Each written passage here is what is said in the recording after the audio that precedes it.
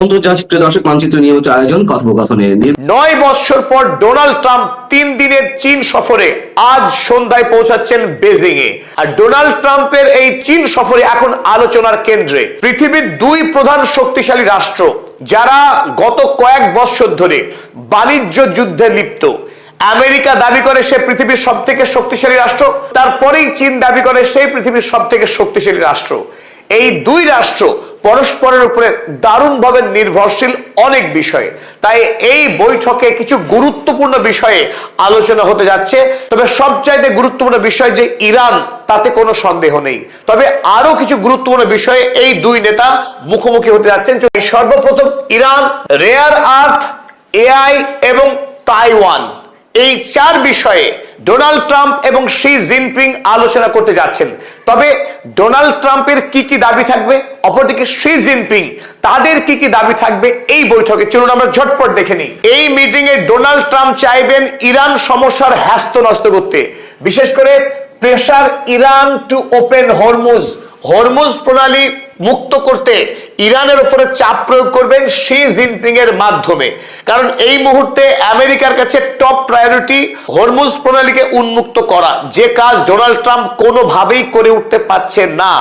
আর Xi Jinping এর সহায়তা ছাড়া এই কাজ যে আদৌ সম্ভব না, সেটাও ডোনাল্ড ট্রাম্প ভালো করে বোঝেন। তাই এই সভাতে তিনি প্রথমেই শি জিনপিং এর সব রকম সাহায্যের আশ্বাস পেতে চাইবেন। অপরদিকে শি জিনপিং তিনিও চাইবেন এন্ড অফ কনফ্লিক্ট। এই ইরানের সঙ্গে আমেরিকার বা গোটা মধ্যপ্রাচ্যে যে যুদ্ধের পরিস্থিতি, সেই যুদ্ধকে থামিয়ে চীনের পক্ষে বাণিজ্যের অনুকূল পরিবেশ তৈরি করাও চীনের জন্য টপ প্রায়োরিটি হবে। তাই শি জিনপিং চাইবে আমেরিকা যেন মধ্যপ্রাচ্যের এই যুদ্ধকে থামিয়ে দেয়। দেখা যাক কি হয়। 2 নম্বর গুরুত্বপূর্ণ বিষয়, uninterrupted supply of rare earth elements, rare earth minerals. আমেরিকার জন্য, আধুনিক বিজ্ঞানের জন্য, tech, AI, semiconductor, fighter jet, AI, সমস্ত আধুনিক বিজ্ঞানের জন্য এই রেয়ার আর্থ এলিমেন্টস অত্যন্ত প্রয়োজনীয়, যা আমেরিকার হাতে নেই, সবটাই চীনের হাতে। তাই আমেরিকা আগামী দিনের নির্বিঘ্নে এই রেয়ার আর্থ এলিমেন্ট যেন চীনের কাছ থেকে তারা সাপ্লাই পায়, তার জন্য ডোনাল্ড ট্রাম্প শি জিনপিং এর সহযোগিতা চাইবেন। তবে শি জিনপিং ও রিটেইন চাইনিজ লেভারেজ। অপরদিকে চীন আমেরিকার উপরে অনেকগুলো বিষয় নির্ভরশীল, বিশেষ করে সেমিকন্ডাক্টরের মতো ক্রিটিক্যাল সাপ্লাই চীনের জন্য অত্যাবশ্যক, যেখানে আমেরিকা প্রায়শই স্যাংশন লাগিয়ে রাখে যাতে চীন আমেরিকা থেকে এগিয়ে না যেতে পারে। তাই রেয়ার আর্থ এলিমেন্টস এর সাপ্লাই যদি চীনকে করতেই হয় আমেরিকাকে, বদলে চীনও বেশ কিছু সুবিধা দাবি করবে ডোনাল্ড ট্রাম্পের কাছ থেকে। এই সভায় আলোচনার 3 নম্বর গুরুত্বপূর্ণ বিষয় হতে পারে প্রোটেক্ট ইউএস টেক ডমিন্যান্স। এখনো পর্যন্ত টেকনোলজিক্যাল ক্ষেত্রে আমেরিকার কিঞ্চিত পরিমাণ হলেও ডমিন্যান্স রয়েছে চীনের তুলনায়, আর সেই ডমিন্যান্স কিন্তু মরিয়া হয়ে আমেরিকা রক্ষা করবার চেষ্টা করছে। এআই সেক্টরে এখনো আমেরিকা আপার হ্যান্ড। ওদিকে চীন অ্যাক্সেস ফর চাইনিজ টেক। অপরদিকে চীন চাইছে গোটা পৃথিবীর মার্কেটে, এমনকি আমেরিকান মার্কেটে চীনের অবাধ বাণিজ্য অধিকার। আমরা জানি হুয়াওয়ে কোম্পানি, যেটা চীনের অন্যতম বৃহৎ টেক কোম্পানি, যে কোম্পানির বাণিজ্য এই মুহূর্তে আমেরিকায় নিষিদ্ধ। ফলে চীনের এই জায়ান্ট টেক কোম্পানি মারাত্মকভাবে অর্থনৈতিক ক্ষতির সম্মুখীন হয়েছে। তাই চীনও চাইবে আমেরিকাতে তার সমস্ত টেক কোম্পানিগুলো বাণিজ্য করতে পারে। শি জিনপিং জোর চাপ দেবে ডোনাল্ড ট্রাম্পের উপরে এই বিষয়ে। চতুর্থ গুরুত্বপূর্ণ বিষয়, যেটা very much sensitive for China and America, Taiwan issue.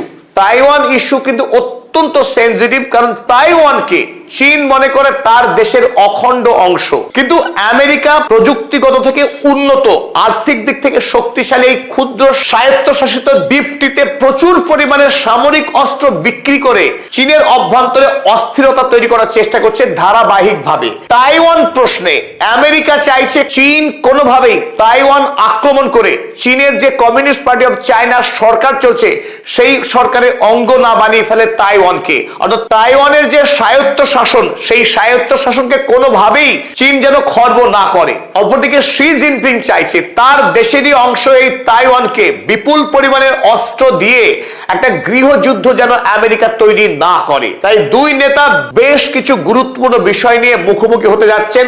আর কিছুক্ষণের মধ্যেই ডোনাল্ড ট্রাম্প বেজিং এ প্রবেশ করছেন। আজ, কাল এবং পরশু 3 দিন তিনি বেজিং এ থাকবেন এবং এই সফরে ডোনাল্ড ট্রাম্পকে চীনের পক্ষে এক বিরাট সংবর্ধনা জানানো হবে এবং চীন সরকার ডোনাল্ড ট্রাম্পকে রেড কার্পেট ওয়েলকাম করবে এবং তার অনারে এক ব্যাপক নৈশভোজের আয়োজন করা হবে বলে অগ্রিম জানা গেছে। চলুন এবার সবিস্তারে আমরা একটু খবরগুলো দেখে নিই। প্রথম যে বিষয়, ইরান কনফ্লিক্ট। ইরান যুদ্ধে আমেরিকা যে খুব একটা সুবিধা করতে পারেনি তার প্রধান কারণ চীনের সহায়তা। চীন ইরানকে অর্থনৈতিক, সামরিক এবং প্রযুক্তিগত 3 রকম সহায়তাই করেছে। প্রথমত আমেরিকা ভেবেছিল ইরান আক্রমণ করবার পর থেকেই ইরান কমপ্লিটলি প্যারালাইজড হয়ে যাবে, পঙ্গু হয়ে যাবে, তারা কোনোভাবে বিদেশে তেল রপ্তানি করতে পারবে না। অথচ হলো ঠিক তার উল্টো। ইরান যুদ্ধের আগে যখন ইরান চীনকে 14 লক্ষ ব্যারেল প্রতিদিনে তেল বিক্রি করত, অথচ যুদ্ধের সময় সেই রপ্তানি বেড়ে গিয়ে দাঁড়ালো 22 লক্ষ ব্যারেল প্রতিদিনে।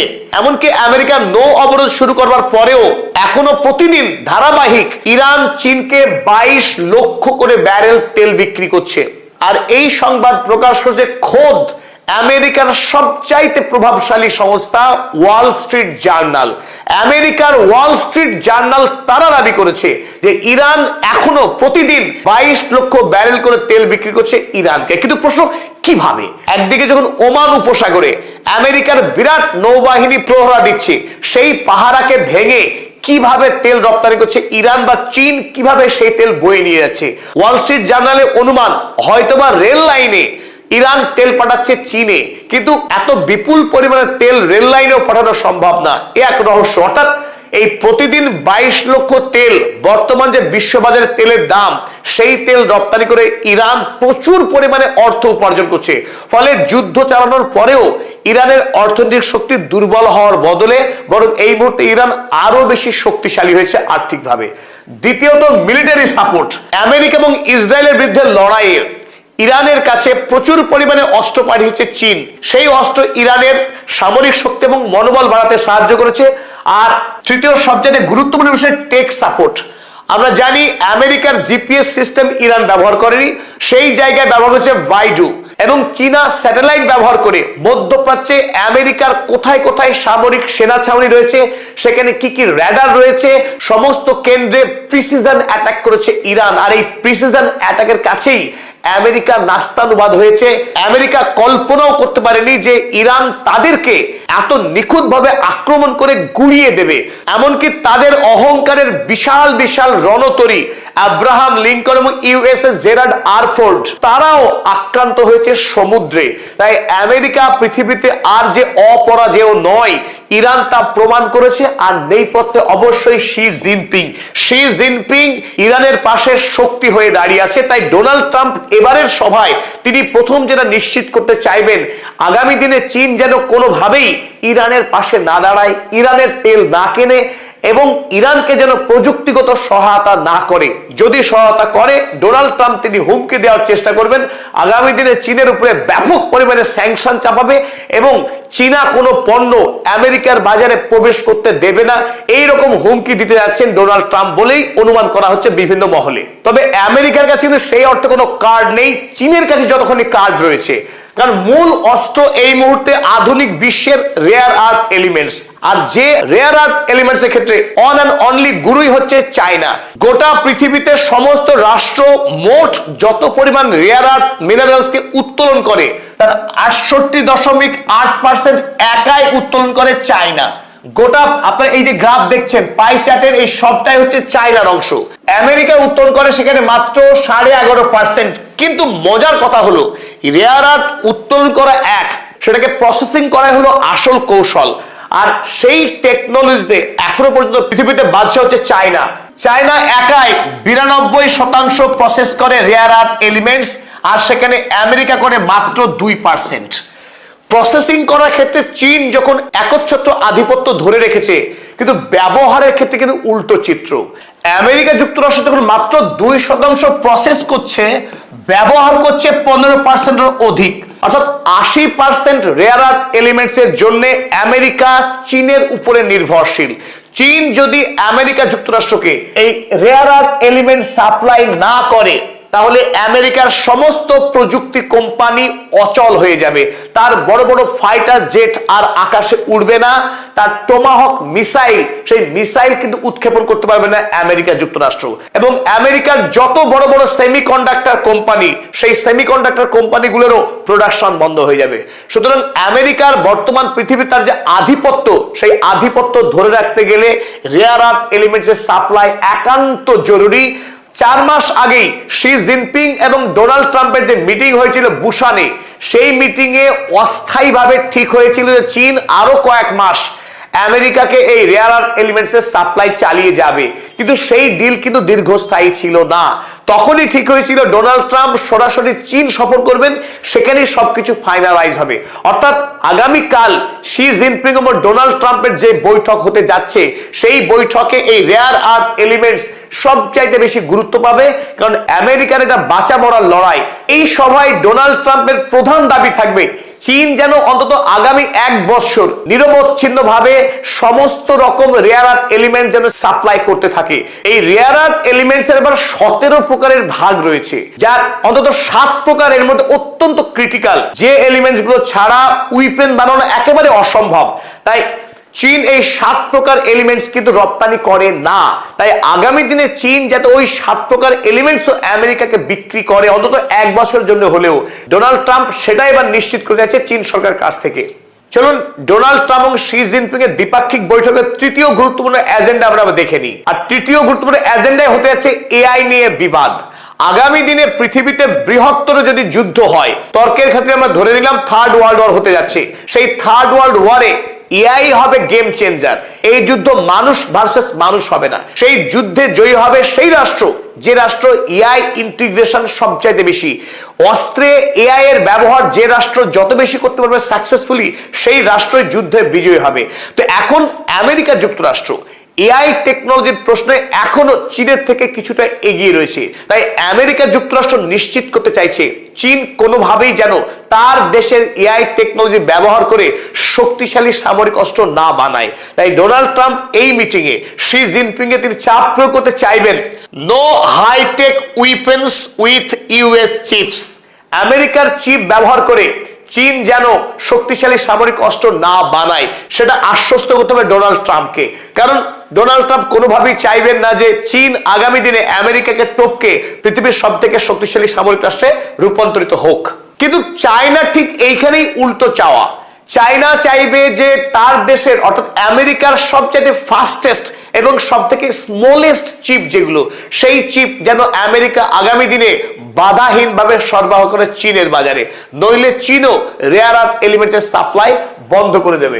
তাই US should send the fastest AI chips, সেটা হবে শি জিনপিং এর দাবি ডোনাল্ড ট্রাম্পের কাছে।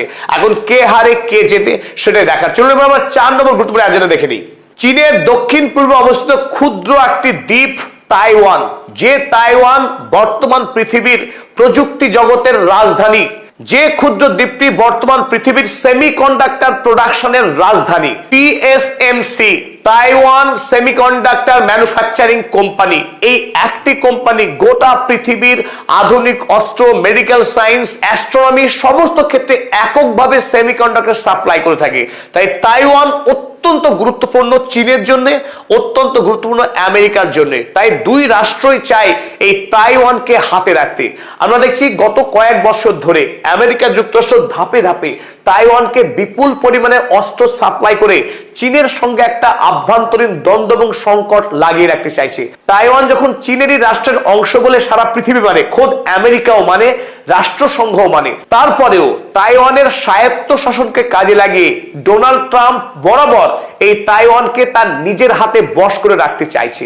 আমরা দেখলাম সালে আমেরিকা যুক্তরাষ্ট্র এই তাইওয়ানকে $2.67 বিলিয়ন অস্ত্র রপ্তানি করেছিল। সেই সংখ্যা বেড়ে গিয়ে 2025 সালে $11.1 বিলিয়ন মূল্যের অস্ত্র সাপ্লাই করেছে এই ক্ষুদ্র দ্বীপ রাষ্ট্রকে। চলুন 2026 সালে প্রথম 4 মাসেই এই অস্ত্র রপ্তানির পরিমাণ বেড়ে গিয়ে দাঁড়ালো কত? $25 বিলিয়ন। বিপুল পরিমাণের অস্ত্র সাপ্লাই করা হয়েছে এই তাইওয়ান দেশে, যাতে করে তাইওয়ান চীনের বিরুদ্ধে বিদ্রোহ ঘোষণা করে এবং তারা স্বাধীন হয়ে যায়। আর স্বাধীন হলে পরে আমেরিকা যুক্তরাষ্ট্রের বিপুল পরিমাণে লাভ হবে, কিন্তু চীনের হবে মহাক্ষতি। তাই চীন কোনোভাবেই তার দেশের অভ্যন্তরে আমেরিকা যাতে এই ধরনের অন্তর্ঘাত সৃষ্টি করতে না পারে, আগামী দিনে আমেরিকা যুক্তরাষ্ট্র তাইওয়ানকে এত বিপুল পরিমাণে অস্ত্র রপ্তানি না করে, সেটাই নিশ্চিত করতে চাইবেন শি জিনপিং। তাই পৃথিবীর 2 শক্তিশালী রাষ্ট্রপ্রধানের মধ্যে তাইওয়ানকে নিয়ে জোর লড়াই হবে এই বৈঠকে বলেই অনুমান করা হচ্ছে। বর্তমান পৃথিবীর ভূ রাজনীতিতে পৃথিবীর এই 2 শক্তিশালী রাষ্ট্রনায়কের বৈঠক অত্যন্ত গুরুত্বপূর্ণ। তাদের সিদ্ধান্ত আগামী দিনে রাজনীতিকে গভীরভাবে প্রভাবিত করবে। তবে এই প্রেক্ষিতে আমরা জানিয়ে রাখি, চায়না ইতিমধ্যেই পাকিস্তানকে জানিয়ে রেখেছে ইরানের সঙ্গে আমেরিকার বৈঠকের ব্যবস্থা করতে। এখন দেখার বিষয়, হঠাৎ করে শি জিনপিং এবং ডোনাল্ড ট্রাম্প তারা দুজনে মিলেই ইরানকে নিয়ে এক আলোচনার টেবিলে বসতে যাচ্ছে কিনা। প্রতিটা আপডেট নিয়ে আপনার সামনে আবার আমরা হাজির হব। এই প্রতিশ্রুতি শেষ করলাম আজকে নিবেদন। আসসালামু আলাইকুম রহমতুল্লাহি ওয়া বারাকাতুহু। সম্মানিত দর্শক, মার্কিন ডিপ স্টেটের অসংখ্য দালাল এই বাংলাদেশে এখন কিলবিল করছে। সে সকল দালালদের মধ্যে 10 জন শীর্ষ দালাল, যারা আবার সরকারের গুড বুকে নেই। এরকম শীর্ষ 10 জন দালালকে এই মুহূর্তে গোয়েন্দা নজরদারিতে রাখা হয়েছে। এই বিষয়গুলো নিয়ে আলোচনা করব। যখনই কোনো গোয়েন্দা সূত্র আসে, এটা ধরে নেবেন 50-50। এর কারণে এর কোনো সুনির্দিষ্ট প্রমাণ নেই। কিন্তু আমি ঘটনা যেভাবে বলবো বা যেভাবে আমি দেখছি, তাতে করে আপনারা স্পষ্ট বুঝতে পারবেন যে কারা এই 10 জন এবং কেন তাদেরকে নজরে রাখা হয়েছে। কেবলমাত্র দেশের গোয়েন্দারা তাদেরকে নজরে রাখছে তা নয়, বিদেশি গোয়েন্দা তারাও নজরে রেখেছে। এই বিষয়গুলো নিয়ে আলোচনা করার আগে আপনাদেরকে বলি যে মার্কিন ডিপ স্টেটটা এখন আসলে কি করছে বা তারা কি করতে চাচ্ছে। আপনারা জানেন যে আমাদের দেশের যে সরকার পরিবর্তন হয়েছে, 2টো সরকার পরিবর্তন হয়ে গেল, শেখ হাসিনার সরকার এবং ডক্টর ইউনূসের সরকার। এই 2টো সরকার পরিবর্তনের পেছনেই ডিপ স্টেটের সিদ্ধান্ত, চক্রান্ত, কারসাজি। যারা শেখ হাসিনাকে সরিয়েছে তারাই ইউনূসকে বসিয়েছে। ডক্টর ইউনূসের কাছে তাদের যে চাহিদা ছিল, কামনা ছিল, বাসনা ছিল, এটা তো হয়নি। দ্বিতীয়ত, তারা যেটা মনে করেছে যে এই লোকটি যদি ক্ষমতায় থাকে, তাহলে আগামীতে এই অঞ্চলে তাদের যতটুকু ব্যবসায়িক স্বার্থ রয়েছে সেই স্বার্থটুকু তাদের থাকবে না। কাজে এই আপদ চলে যাক। আর এই কাজগুলো করার জন্য বিভিন্ন জায়গাতে তাদের যারা এজেন্ট রয়েছে, সেই এজেন্টগুলো, ডিপ স্টেটের এজেন্টগুলো অত্যন্ত সুকৌশলে সেই কাজগুলো করেছে। এখন ডিপ স্টেটের এজেন্টরা, আমি বলবো যে তারা কোথায় কোথায় থাকে। ব্যবসায়ীদের মধ্যে ডিপ এজেন্টের মানে ডিপ স্টেটের এজেন্ট যারা আছে, ব্যবসায়ীদের মধ্যে আছে যারা বিশেষ করে বিভিন্ন ট্রেড ইউনিয়ন করেন, যারা সবসময় দেখবেন যে টেলিভিশনে মুখ দেখায়, সবসময় রাজনীতির কাছাকাছি যায়। এরপরে কিছু হলেই তারা প্রধানমন্ত্রীর কার্যালয়ে যাবে, সংবাদ সম্মেলন করবে। এইরকম যদি আপনি 30-40 জন লোক বাংলাদেশকে টার্গেট করেন যে গত 10 বছরে কারা কারা কিছু হলেই দৌড়াদৌড়ি করে, সরকারের পক্ষে, সরকারের বিপক্ষে, এই যারা ব্যবসায়ীদের, হয়তো এদের মধ্যে কেউ কেউ বড় ব্যবসায়ী, কিন্তু বেশিরভাগ ক্ষেত্রেই তারা দালালি করে, কিন্তু ব্যবসায়ী তাদের নাই। এই গ্রুপের মধ্যে ডিপ স্টেটের এজেন্টগুলো লুকায়িত থাকে। কারা কারা আছে আপনারা একটু চিন্তা করলে বুঝতে পারবেন। এরপরে প্রভাবশালী গ্রুপ হলো সংবাদপত্র। এখানে সংবাদপত্র মালিক আছে, সংবাদপত্রের সম্পাদক আছে এবং সাংবাদিক আছে। সাংবাদিকদের মধ্যে আবার 2টো গ্রুপ আছে। একটা হলো খুব আতেল প্রকৃতির সাংবাদিক। মনে হয় যেন ভাজা মাছটা উল্টে খেতে জানে না, স্বর্গ থেকে এইমাত্র নেমেছে, দুনিয়ার কোনো কিছু বোঝে না, অতিভক্ত, অতিভক্তি আর অতি সৎ। এদের মধ্যে ডিপ স্টেটের এজেন্ট আছে। আর একটা গ্রুপ আছে সারাক্ষণ প্রেস ক্লাবে বসে থাকে, প্রেস ক্লাব কেন্দ্রিক রাজনীতি করে, চাঁদাবাজি করে, দলবাজি করে, দালালি করে এবং একজন আরেকজনের বিরুদ্ধে নাচে, এরপর মদ খায়, জুয়া খেলে। আর বিভিন্ন ব্যবসায়ী, আমলা কামলা এদের সাথে সম্পর্ক করে ওই বড় বড় রাজধানীর যে ঢাকা ক্লাব, গুলশান ক্লাব, এখানে গিয়ে মাঝে মধ্যে বা রাষ্ট্রদূতদের সাথে সম্পর্ক করে সেখানে গিয়ে একটু জাস্ট মদ খাওয়ার জন্য এই কিছু লোক আছে। কারা আছে? যারা এই লাইনে সংবাদপত্র জগতে আছেন তারা 1 মিনিটের নাম বলে দিতে পারেন। এদের মধ্যে আছে হয়তো 1 জন, হয়তো 2 জন, হয়তো 3 জন এই ডিপ স্টেটের এজেন্ট। এরপর রাজনীতিবিদদের মধ্যে আছেন, সচিবালয়ে আছে, প্রশাসনের অন্যান্য সব জায়গাতে আছে। তো এই এজেন্টগুলো এরকম ভাবে তারা নিয়োগ করে যে কেউ কাউকে চেনে না।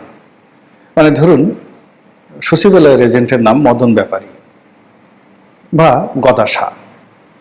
গদা শাহ জানে না যে ব্যবসায়ীদের মধ্যে যে ভঙ্গু শাহ আছে এজেন্ট, ভঙ্গু শাহর কোড নম্বর কত, এটা জানে না। কিন্তু তারা যার যার অবস্থানে থেকে তারা যে কৃতদাসের মতো যে কাজগুলো করে সেই কাজগুলো তারা চালিয়ে যায়।